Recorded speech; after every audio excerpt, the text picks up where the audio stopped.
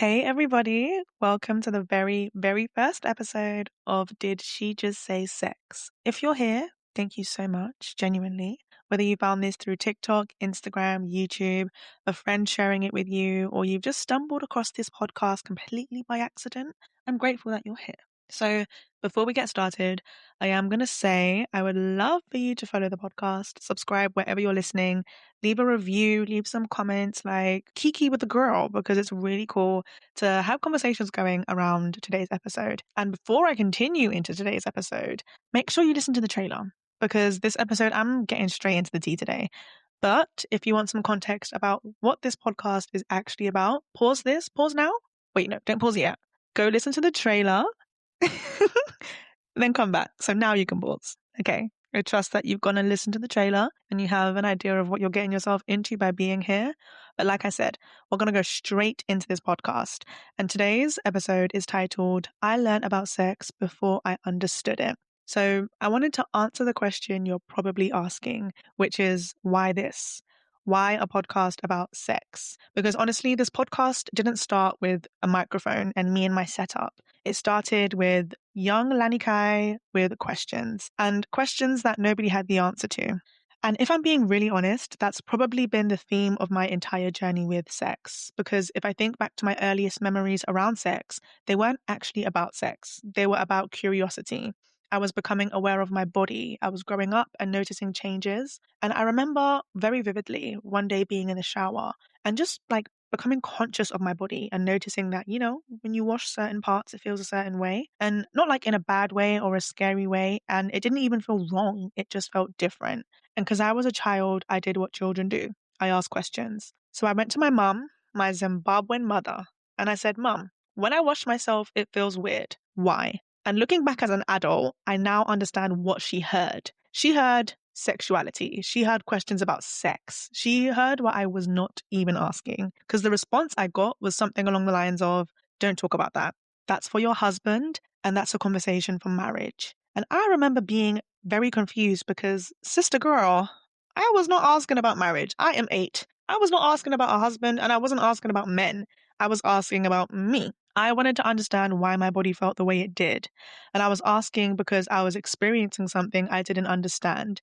And I remember thinking, like, what the heck does this have to do with a man? Why would a man be there? Like, what does that have to do with what I'm experiencing right now? How can something that's happening to my body be for someone else? And it genuinely did not make sense to me. And I think that's one of the most important parts of my story. I wasn't being rebellious. I wasn't trying to be inappropriate, and I wasn't trying to push boundaries. I was just curious. That was all. I had a question and I didn't get an answer. And what's interesting is when I think back to my mindset at that age, I didn't actually feel shame. I felt confused. Shame would have made me stop asking, but confusion made me ask more. And if anything, I think being shut down made me more curious because now the original question that I had additional questions. So I asked what I asked, but why is no one talking about this? Why does everyone seem so uncomfortable? And why does this topic feel off limits? Eventually, I realized something. Nobody was going to answer me. I wasn't going to get the answers from nobody. So I started to find answers for myself. So essentially, I was told what not to do, but I wasn't told what to do. And looking back, I think that's where a lot of frustration came from. Because the thing is, my mum wasn't trying to harm me. In essence, she was actually trying to protect me. And I think that's really important to say. This is not me criticizing my mama. I love my mama. That is my best friend. But I'm just reflecting on what was missing from that interaction. Because in that moment, I needed understanding. I wasn't necessarily asking someone to tell me if it was okay. I just wanted someone to explain what was happening. And the older I've gotten, the more I realize that this is what a lot of Christians do. We are very, very good at behavior modification. We're very good at telling people what not to do. Don't have sex. Don't watch porn. Don't masturbate. Don't sleep around. Don't lust. Don't do this. Don't do that. Don't do the other. But very rarely do we stop and actually explain why. Very rarely do we actually answer the question underneath the behavior. And that's what was missing. Because if someone had simply said, Lanikai, that's your clitoris, I would have been like, okay, what's that? And then if someone said to me, it's a part of your body designed to respond to stimulation, I would have understood that. And then if someone says, that's why it feels different when you touch it, I've understood that. And then if I was told God's design afterwards, amazing, great, let's have that conversation. and at least I got the answer that I needed. And that would have at least helped me understand what I was experiencing. But I didn't get that. And this is one of the core reasons why this podcast exists, because many Christians have questions. I'm not the only one. I'm not the first and I'm not the last. But instead of getting answers, we get silence. We get told the rules, but we don't get told why. And then people act surprised when you go looking elsewhere, because where else was I meant to go? If you're curious and no one explains it, you're going to find an explanation somewhere. That's human nature. So, in essence, we're just looking for people to tell us the truth, not just don't do it, but here's what's happening, why it's happening, and what you do with that information. That's what I was looking for. So, didn't get that from the people around me. So, where else to go? I went to Google.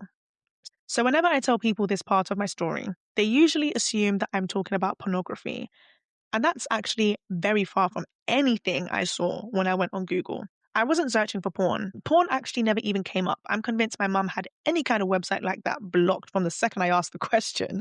So I never even was exposed to porn at that age. I was literally typing in the questions I was asking in real life in Google, and I started to see information about anatomy, sex, STDs, kinks, fetishes, relationships, and it started to shape my understanding of sex as a theory. Google gave me information, and for the first time, I felt like somebody was actually answering me. Now, obviously, Google's not a person, but it was the first place where my questions did not get shut down. My questions got answered, and I love that for me. I've always been someone who enjoys learning. I enjoy understanding things, enjoy seeing how things connect together. So the more I learnt and the more curious I became, one answer would lead to another question, which would lead to another question, which would lead to another question. And before I knew it, I was 10 years old with all of this built up knowledge about sex. And what's interesting is like none of it felt personal yet because it was all just theory. It's like driving a car. You do your theory, but when you step in the car and you start driving, it's completely different. So I wasn't learning sex in the context of my body. I was just learning sex. The same way someone learns psychology or history or music theory. To me, it was a subject and a very fascinating subject. I was learning about desire and attraction, pleasure, human behavior, and I found it really incredible. But at that point, I didn't realize that there would become a stage where this theoretical information would become practical. Like my body is going to catch up with this information. I was not conscious of that yet. So eventually, what I was studying became personal, and that's where things got a lot more complicated. It's one thing to understand sex as an idea, but it's another thing to understand it for yourself. So eventually, it became personal. Theory became personal. I started to experience it. My body was changing, hormones were changing, puberty happened. I all of a sudden had this awareness of self. And all of a sudden, this information that I had spent years collecting wasn't just information anymore. It's applied to me. And I think that's actually where my confusion started. It didn't start with confusion. Everything actually started with curiosity. But when it started to become contextualized, that's where I was confused because I had all this information, all these concepts, but I didn't understand myself. I didn't understand how it applied to me. And eventually, I started becoming aware of pleasure. I started becoming aware of my own body and becoming aware of the fact that some of the things I was reading about weren't just things that happened to people, they were things that applied to me too. And none of it really felt shocking. I started to become aware of my body and I started becoming more aware of the fact that these are things that weren't just things that happened to people.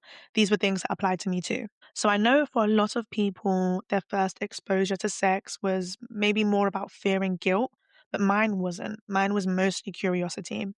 Because at that point, I spent years learning. So a lot of what I experienced was like, oh, that's what this is. This is what they meant. And now I understand. But what I didn't realize was that understanding my body just wasn't the same as sex. And that's something I wish someone explained to me.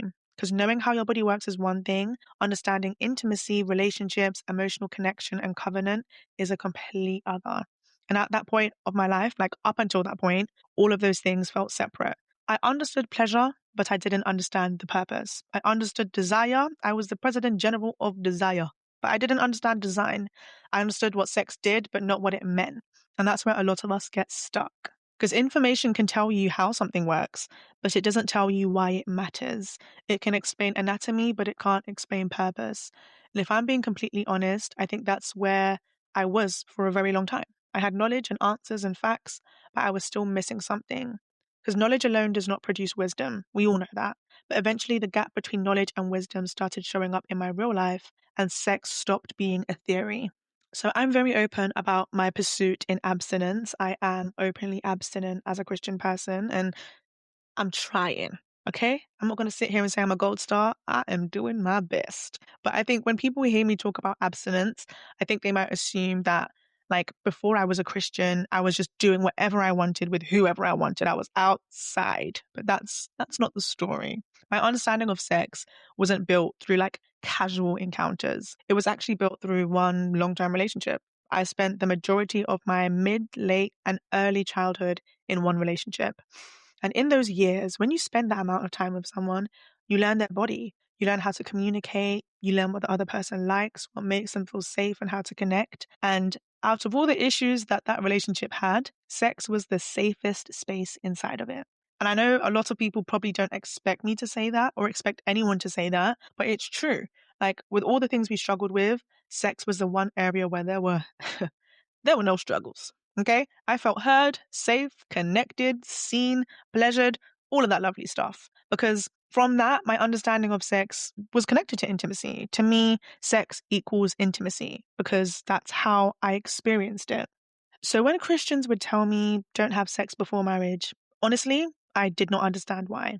I was not having sex because I didn't care about God. I was having sex because I didn't understand why I shouldn't. Because from my perspective, I wasn't sleeping around. I wasn't having random encounters. Like sex wasn't casual. I was in a committed relationship with someone I loved, someone I thought I was going to spend the rest of my life with. So in my mind, the question was like, okay, if I love this person, if I feel safe with this person, if we're building intimacy together, why is this wrong? And when I would ask that, nobody could actually answer the question because most of the answers were centered around behavior, not understanding. The answer was because the Bible says so. But at that time, that just simply wasn't enough. And I've always been someone who wants to know why. I've always wanted to understand the heart behind something. And at that point in my life, my understanding of sex was completely different to God's. My understanding was sex was intimacy, connection, bonding, an expression of love. And because I believed those things, abstinence made absolutely no sense to me. In fact, if I'm being completely honest, I thought Christians were missing out because what do you mean you don't want to get some? Like, what do you mean you're in love and you don't want to get some? Like, I genuinely thought if sex is this beautiful thing that brings two people together and I love this person, why would I not want to have sex with them? Like, why would I stay away from them? What I didn't realize is that I was asking the right questions. I just didn't have the space to ask the questions and get the answers. So eventually, God started to show me the answer. But first, He had to take me on a completely he had to take me on a journey, okay? Because before I understood God's design for sex, I had to learn that following Him was less about changing my behavior and desiring Him. So some time passes, I've been single for a while, and it's 2023. And I made a pretty significant change to my life. I'm from London, grew up in London, raised in London, but I moved outside of London. And looking back now retrospectively, that season of my life was not just a geographical move, it was a spiritual one because for a very long time, and for the first time in a long time, I genuinely wanted to take God seriously. I grew up in the church, I have a typical Christian story. I grew up in the church, went to church every single Sunday. But one thing I can say is that as a youth, I had never experienced God for myself. I was experiencing God through the lens of other people, being my parents and people in the church. And I was the little kid that was speaking in tongues. I was in the church doing Raya Kakiabo, Skianaraba. That was me. But I didn't have any understanding of it. I was the kid that would stand up and read the verses, and I was the kid that looked like this, perfect little Christian kid. But it's because I was mimicking the behaviors I was seeing. I did not know God personally. I knew Him through the lens of other people. And I took some time away from the church, but at this point, I wanted to take God seriously. Not church or the Christian culture or like Christianity as an identity, but God. I wanted to know Him and follow Him. I wanted to understand what it meant to actually be a Christian because I was approaching my faith from like a very black and white perspective. And I just decided that, you know what? I'm going to become a textbook Christian. I looked at my life and thought, okay, Christians don't smoke, so I won't smoke. Christians don't get drunk. I'm not going to have a drop of liquor. Christians don't masturbate. I'm going to stop flicking the bean. Christians don't have sex outside marriage. I ain't had no sex. Like that was genuinely my thought process. There wasn't like a huge revelation or a dramatic encounter. I just wanted to be a good Christian. And I thought the way to do that was to just follow what the book says. I thought holiness was a list. And now looking back, I can laugh because I genuinely thought the route to righteousness was to just stop doing things. Do this, don't do this. Stop this, start that. And if I follow the list well enough, eventually I'll become the perfect Christian. But the problem with that is Christianity doesn't work like that. Behavior can change long before the heart does. And that's where I found myself. Outwardly, I was doing all the right things, but inwardly, I still had a lot of questions, especially around sex. Because whilst I had stopped having sex, I still didn't understand why God cared so much about it. My behavior changed, but my understanding didn't. And I think sometimes in the church, we celebrate behavior change so quickly that we forget discipleship is supposed to transform understanding as well. That's a topic for another day. But like I said, I wasn't sleeping around. Great. But I still didn't understand God's design. I didn't have a heart for what God wanted. And I didn't understand why sex mattered so much in the first place. And because of that, abstinence felt like a sacrifice without understanding, okay, like, why I'm doing this, you know? It felt like, okay, God, I'm doing this because you said so. But internally, every single day, I was still asking, why? And the more I walked with him, the more I realized God wasn't trying to get me to stop doing things. He was trying to teach me how to do things differently. He wasn't just after my behavior, he was after my heart. And one of my favorite verses, ever since I was young, my favorite verse in the whole world is Romans 12:2. And it says, "Do not conform any longer to the patterns of this world, but be transformed by what? The renewing of your mind." How do you transform by the renewing of your mind? How do you renew your mind? You have to place yourself in the environments in which you want to develop in. So I didn't understand that the renewing of my mind came from actually going to God, desiring God, being with him. And through that, he'll align my desires with him. You know, it's not, I'm going to stop doing this and I'm a perfect Christian. It's come as you are, but don't remain the same. Because when you're in God's presence, what does he do? He changes you. What a word. And from that, slowly over time, he started showing me that there was a reason behind everything. Everything I was asking, there's a reason. Not just sex, everything. And that completely changed the way that I viewed obedience because I saw obedience like restriction. But then, when God started working on me, it started to feel like trust. One of the things I love most about God is that he is so, so patient. My goodness, God is so patient. Because if it was me, I would have got frustrated with me. I was asking a bag of questions. Every day I had a question. Every single day, Lord, why this? God, why that? I had so many questions that I was starting to irritate myself. And I think for a long time, I assumed that God wanted blind obedience. I assumed that he wanted me to follow instructions without questions. But I discovered that that is not who God is at all. He's not afraid of my questions.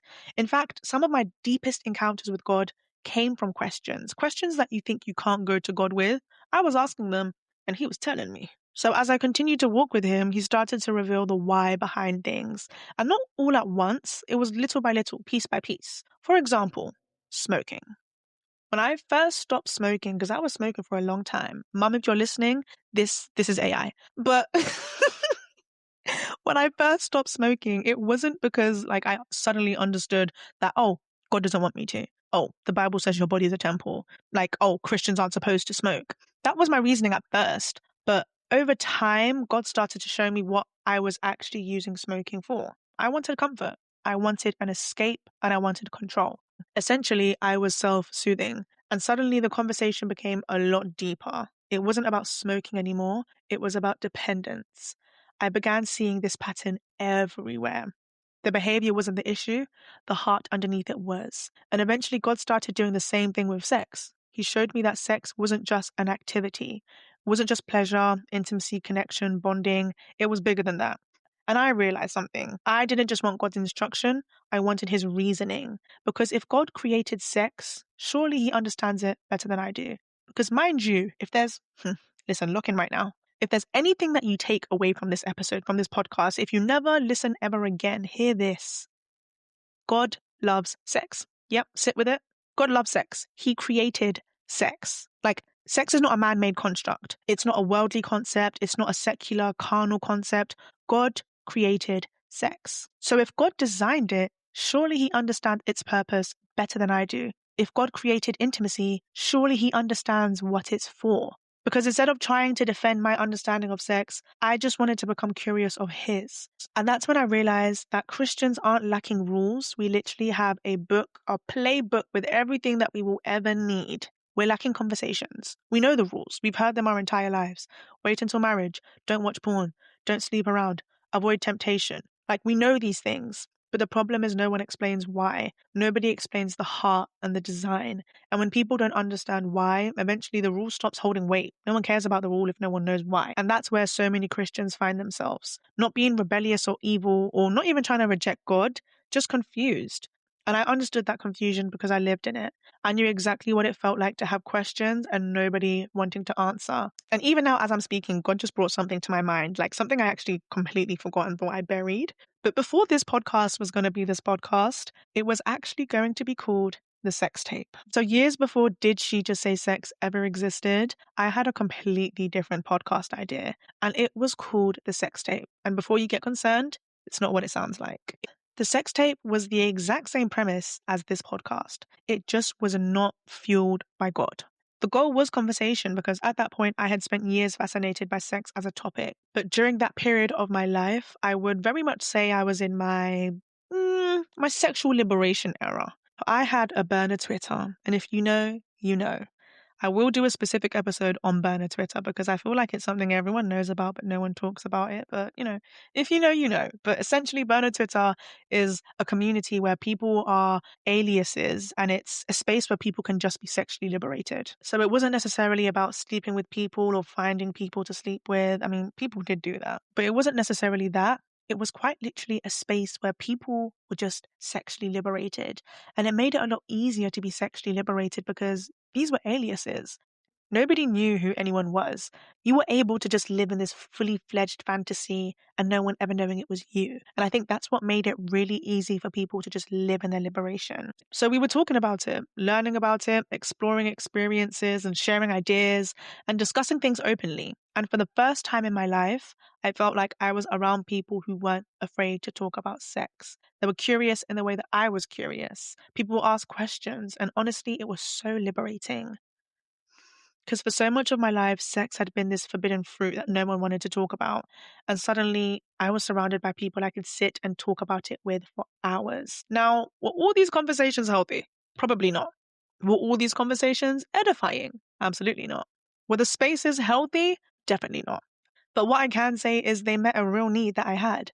I had questions and I had people that also had questions. There was a need for, and actually, I think the church can actually take something from burner Twitter. But again, conversation for another day. So like I said, this was a space where I wasn't just talking or experiencing sex in the sense to just have sex. I was understanding it.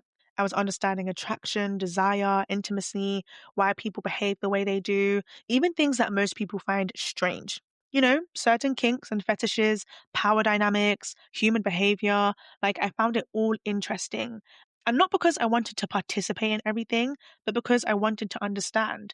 There was an era where I was even attending play parties. If you don't know what a play party is, bless your little heart. Let the Lord protect your innocence. But when people hear that term, I know they immediately jump to conclusions. But honestly, when I was there, most of the time I was observing and learning because it wasn't just a room of people having sex. It was actual demonstrations. It was learning about dynamics. It was watching people who were actual professionals in the field explain things, learning about consent, communication, boundaries. And for the first time, I was seeing sex discussed as a subject outside of myself. So naturally, I wanted to create something around that. And that's where the sex tape came from. So it was a very similar idea to this podcast. I wanted guests, I wanted conversations, I wanted education, and for people to share perspectives. But the difference was the lens. Back then, I would have invited sex workers, relationship coaches, founders of play parties as guests. The mission was similar, but the lens was different. And the more that I reflect on it, the more I realize that the desire itself wasn't wrong. My curiosity and even the conversation wasn't wrong. What was different was the foundation it was built on. At the time, I was approaching these conversations from a worldly perspective, but now I'm approaching them from a biblical perspective. At that time, I wanted understanding, and now I still want understanding, but I want God's understanding, and that's a very huge difference. So when I started getting serious about my faith, the sex tape was a dead idea. I assumed that entire chapter of my life was over and God wanted nothing to do with it. So I shelved the idea. And honestly, for a while, I thought I was doing the right thing. Like I said, I was trying to be a gold star textbook Christian.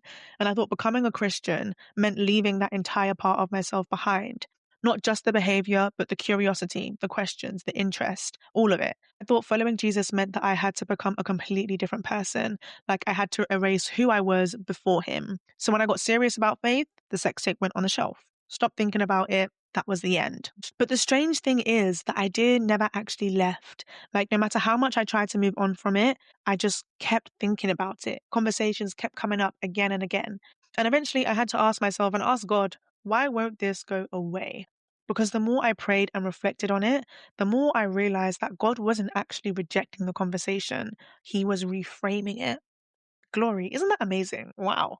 Like the issue never came from the fact I wanted to talk about sex. The issue was the foundation I was building those conversations on. Because if I'm honest, the core desire behind the sex tape wasn't bad. I wanted people to understand sex the way I did. I wanted people to ask questions and I wanted people to learn. I wanted people to feel less alone, and none of those things are bad. In fact, I would argue that they're good. But the problem is, I was trying to answer spiritual questions with worldly frameworks. I was trying to understand God's design without God.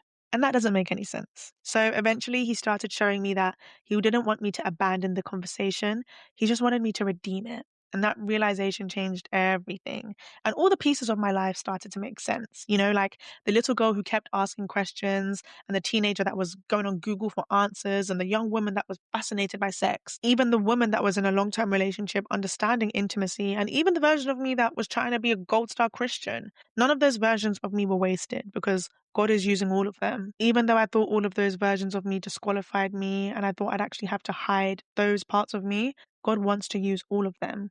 And that's how the little girl who had questions about her clit became the host of a Christian podcast about sex. And believe me when I say, this platform does not exist because I have all the answers, because trust me, I do not. I might know a little bit, but I'm not an expert. I haven't figured everything out, and I also have questions. It's just that I know what it feels like to be confused. I know what it's like to sit in church and hear the rules, but still wonder why.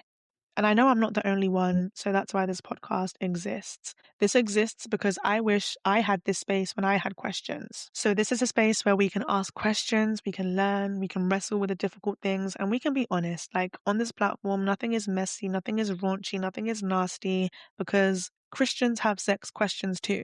Being a Christian does not disqualify you from normal human questions, normal human curiosity. So I'm going to leave it here because I have said a lot in this episode and I've thrown a lot at you guys, and I want to give you a chance to sit and actually think about what I've said today, because I've given you a small snippet of where I've come from, and I definitely will get into the tea in future episodes. Like one thing that I was really scared about with starting this podcast was, okay, God, you want me to start a Christian sex podcast, and that's fine. But there's an element of this where I have to expose myself. Like there's an element where I have to talk about my experiences.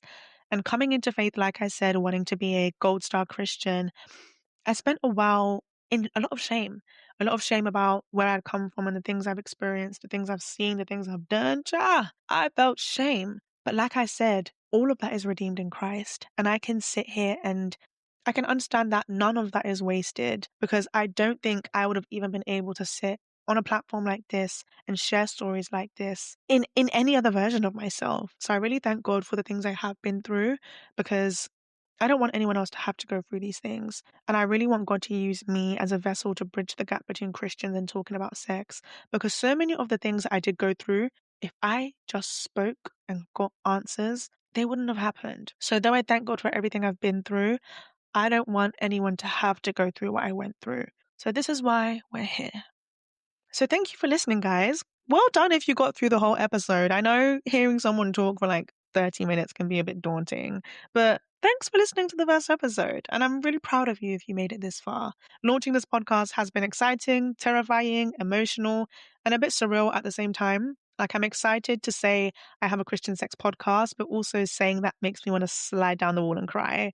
But I genuinely believe that these are the conversations that the church needs, not because we're trying to be controversial or provocative, but people have questions, and pretending that doesn't make them go away, you know? So if this episode resonated with you, I'd really love if you were to share it with someone. Subscribe wherever you're listening and leave a comment or review, because, you know, I want to know what y'all think. I want to know what the tea is.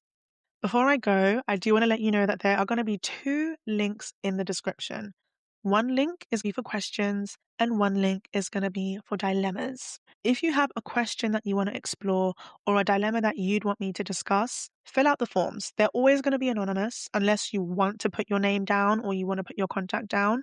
Completely up to you, but the forms are designed to be anonymous. I'm not going to know who sent that. No one's going to know who sent that. So that is really going to give you a space to not even feel or hide behind shame, but just to feel free in asking the things you want. Because trust me, this is not a podcast where we're going to be shy.